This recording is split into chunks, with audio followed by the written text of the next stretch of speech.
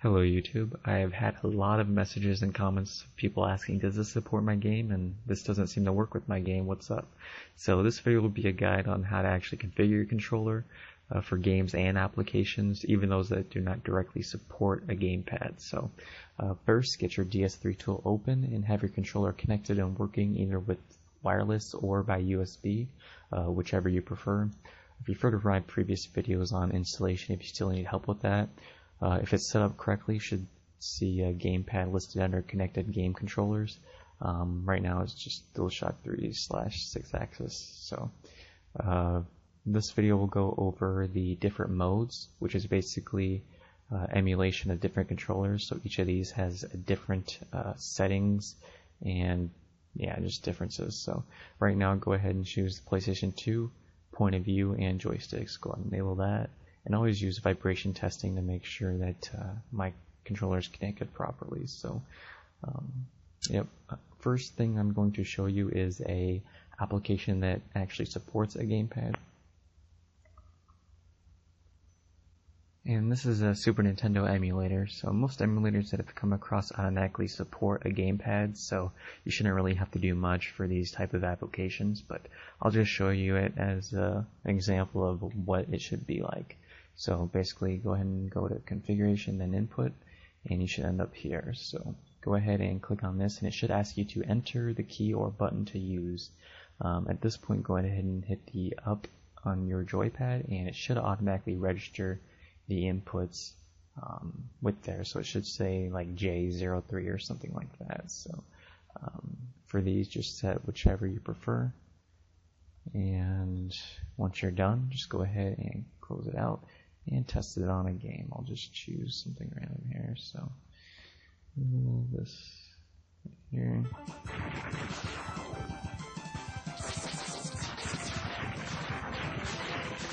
So yeah, seems to be working. Awesome. Alright, so that's a simple way. And the next application I will show you guys is for a PlayStation emulator. Pretty popular one called the PSXE. It also supports gamepads natively, so just go to configuration, gamepad, port 1, and pad 1. And you should get a configuration like this. On the top right, just make sure it's set to DualShock up here. There are different types of gamepads you can use, but this is what you use for this PS3 controller. And it works the same way. You'll just click on that, and it'll tell you at the bottom here, it's editing the select button. So you just press it on your gamepad. I had this already set up. So also you'll want to set your rumble. So just make sure your big motor is set to sine and your constant motor, or your small motor is set to constant. So yep, it's easy. I'll just try a game real quick. We'll just load this. And for this application, you'll have to hit F5 to enable the analog sticks, which is pretty much like the original PlayStation where they had the analog button in the middle. So you'll have to do that.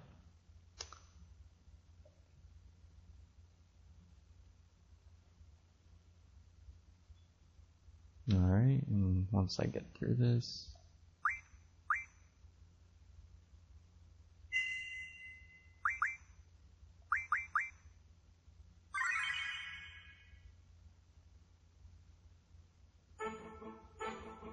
so, yeah, pretty sweet. It's working. Alright, so that works there. And go and close this out. And next, I will show an application that does not support a gamepad, which is what I assume most people will be watching this for. This is BioShock 2, which does not support a gamepad, and I'll show you guys how you would go about doing this. So click on Options, and Customize Controls, and then Customize Keys.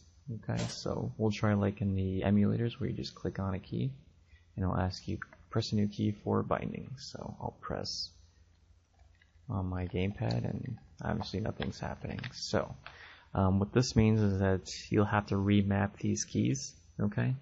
And I'll show you how to do that. So we'll set up a custom profile on our DS3 tool. So let me go and close this. Now that we're back at our DS3 tool, it's time to create a custom profile. And the way you can do that is down here next to custom, click on Create.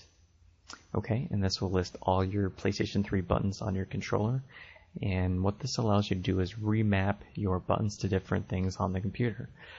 So what we'll do here is, because BioShock 2 needs the mouse and the keyboard to function, we're going to try to emulate those in these functions here. So basically we'll start with movement, and I assume for most people they use the left analog stick for movement and the right analog stick for aiming. So pretty simple.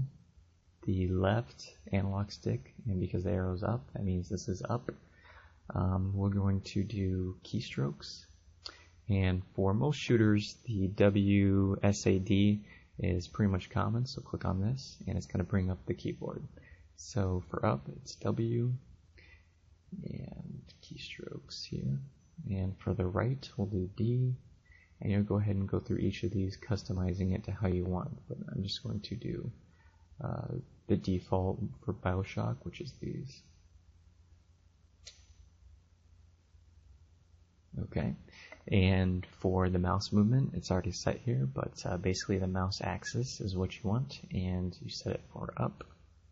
And for the right, obviously you set it for right, so you'll go through each of these and do that. Okay, so basically what we've just done here is every time we press the up on the left analog, it's going to press W on the keyboard. So yeah, it just means we're going to be able to move in BioShock, and this will emulate the mouse, so you'll be able to aim with your right analog stick. Okay, and most games like shooters use the left and right mouse button for your weapons, so yeah, you'll use L1 for the left button and R1 for the right button. So obviously mouse button, and you can even use the middle button if there's something like that for your game. So each of these you can customize to whatever. So yeah, if you want the triangle to be a specific key, you can remap that to left shift, and then you can go into BioShock and set whatever key you want to left shift. So yeah, that's pretty much it. It's pretty simple. Just need to set things custom settings for each of these games. And what you'll do is you'll save this, and I'll do BioShock 2 and save. So that's it, and you'll go back to Profiles, click on Custom and BioShock 2 and enable. So we bring up Notepad here, and here's Notepad, so I'm going to press on my analog stick, and as you can see, it's pressing these keys on the keyboard. Pretty awesome, and I'm using my right analog stick to move the mouse.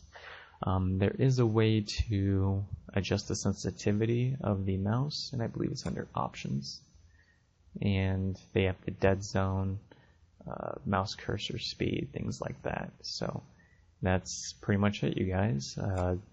Just make your profiles for different games and enable them as you need them.